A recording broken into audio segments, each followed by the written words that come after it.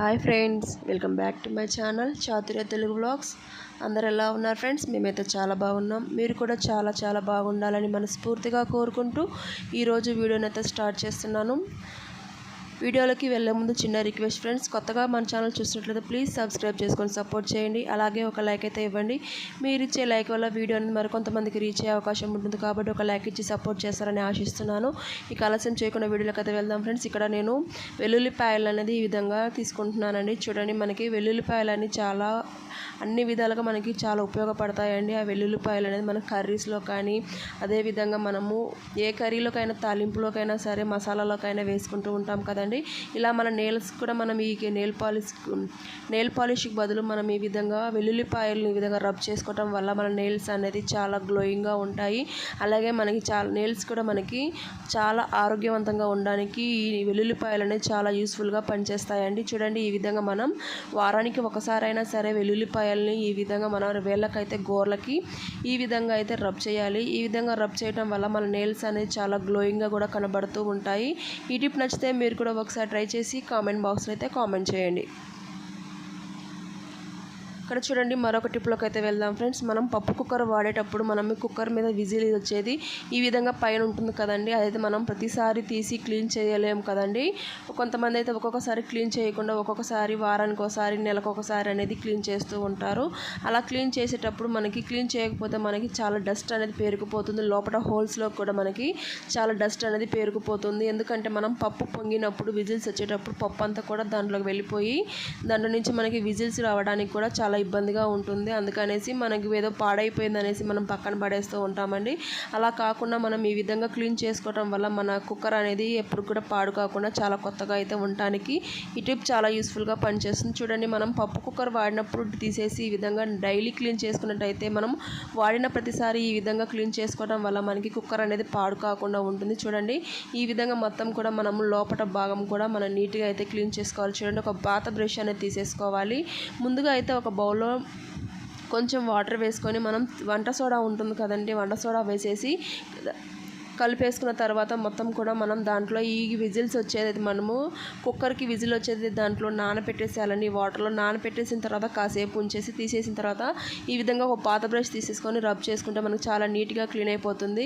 ఈ విధంగా క్లీన్ చేసిన తర్వాత మనకి చూడండి, దీనికి మనకి కొంచెం హోల్స్ అనేది ఇస్తాడు సైడ్కి. చూడండి, ఆ హోల్స్లోకి మనకు పప్పు అనేది పోయి మనకి డస్ట్ అనేది పేరుకుపోతుంది కదండి. అలా పేరుకుపోయినప్పుడు విజిల్స్ రావడానికి కష్టంగా ఉంటుంది. అప్పుడు మనం ఈ విధంగా ఒక సూదిని అనేది తీసుకొని, చూడండి, నిడిల్ అనేది తీసేసుకొని ఈ విధంగా మనము హోల్స్లో నుంచి అయితే ఈ విధంగా అటు ఇటుగా మనం హోల్స్లో నుంచి సూది బయటికి వచ్చేటట్టుగా పెట్టేసుకోవాలి. ఈ విధంగా పెట్టడం వల్ల మనకి దాంట్లో ఉన్న డస్ట్ అంతా కూడా రిమూవ్ అయిపోతుంది. చూడండి, ఒక సూదికి అయితే దారాన్ని ఎక్కించేసి దారంతో పాటు ఈ విధంగా లాగేసేయండి. లాగటం వల్ల దాని లోపల ఉన్న డస్ట్ మొత్తం కూడా మనకి దారానికి అనేది అతుక్కుపోయి మనకి దాని లోపల డస్ట్ మొత్తం కూడా నీట్గా క్లియర్ అయిపోతుంది.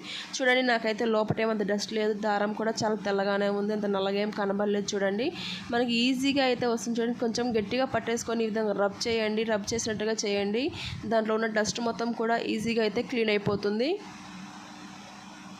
చూడండి, ఇలా తక్కువ టైంలోనే మనం మనీ సేవ్ చేసుకుంటూ ఇంట్లో ఉన్న వాటితోనే మనం ఈ విధంగా క్లీన్ చేసుకోవడం వల్ల మన మనీ అనేది చాలా సేవ్ అవుతుంది. అలాగే మన ఇంట్లో కిచెన్ కూడా చాలా నీట్గా, ఫ్రెష్గా అయితే ఉంటుంది. చూడండి, ఈ టిప్ నచ్చితే మీరు కూడా ఒకసారి ట్రై చేసి కామెంట్ బాక్స్లో కామెంట్ చేయండి. ఇక్కడ మరొక టిప్లోకి అయితే వెళ్దాం ఫ్రెండ్స్. మన ఇంట్లో ఇలాంటి స్టీల్ స్క్రబ్బర్స్ అయితే ఉంటాయి కదండి. ఈ స్క్రబ్బర్ అనేది ఇప్పుడు దేనికి ఉపయోగపడుతుందో చూద్దాం ఫ్రెండ్స్. ఇక్కడ మనకి చాక్ అనేది మనం వాడుతూ ఉంటాం కదండి. వాడే కొద్ది దీని పదును అనేది మనకి తగ్గిపోతూ ఉంటుంది. తగ్గిపోవటం వల్ల మనం కూరగాయలు ఏది కట్ చేసుకున్నా సరే మనకి చాక్ అనేది తెగదు కదండి. ఈ విధంగా మనము ఏం చేయాలంటే ఈ స్క్రబ్బర్ తీసేసుకొని ఈ విధంగా అయితే రబ్ చేసుకోవాలి. చూడండి, చాకు మీద ఈ విధంగా తీసేసుకొని మనము ఈ స్క్రబ్బర్ తోటి ఈ విధంగా ఒక 2 minutes వరకు అయితే ఈ విధంగా రబ్ చేయడం వల్ల మన చాక్ అనేది చాలా పదునుగా ఉంటుంది.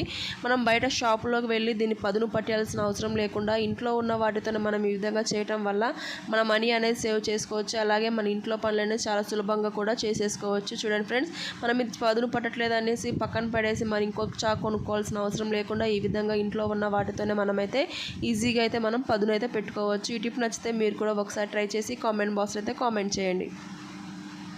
ఇక్కడ మరొక టిప్లోకి వెళ్దాం ఫ్రెండ్స్. మనమైతే ప్రతిసారి చపాతీ చేసుకోవడానికి గోధుమ పిండి అనేది కలిపి పెట్టుకుంటూ ఉంటాం కదండి. ఇప్పుడు ఈ గోధుమ పిండి మనం దేనికి ఉపయోగిస్తున్నామో చూడండి. ఇక్కడ ఈ విధంగా ఒక దారం అనేది తీసేసుకోవాలి. ఈ దారంలోకి మనం సూదిలోకి దారం అనేది ఎక్కించుకోవడానికి చాలా కష్టపడిపోతూ ఉంటారండి కొంతమంది అనేది. ఇప్పుడు ఎందుకంటే మనము వర్క్ చేసుకునే వాళ్ళైతే సన్న సూదులు వస్తుంటాయి కదండి. ఆ సన్న సూదులకి దారం అనేది అంత ఈజీగా ఎక్కదు. అలాంటప్పుడు మనం ఈ విధంగా గోధుమ పిండి తీసేసుకొని కొంచెం అయితే ఈ విధంగా కలిపేసుకున్న తర్వాత చూడండి, దారానికి మనం గోధుమ పిండిని అనేది ఈ విధంగా అతికిచ్చేసేయాలి. చూడండి, మనం గోధుమ పిండితో కాసేపు ఈ విధంగా రబ్ చేయాలండి దారాన్ని.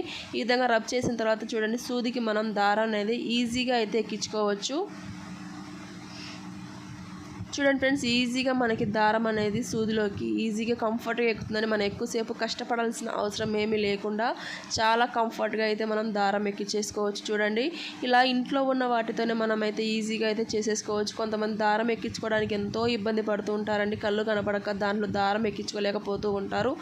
అలాంటి వారికైతే ఈ టిప్ చాలా బాగా యూస్ఫుల్గా పనిచేస్తుంది.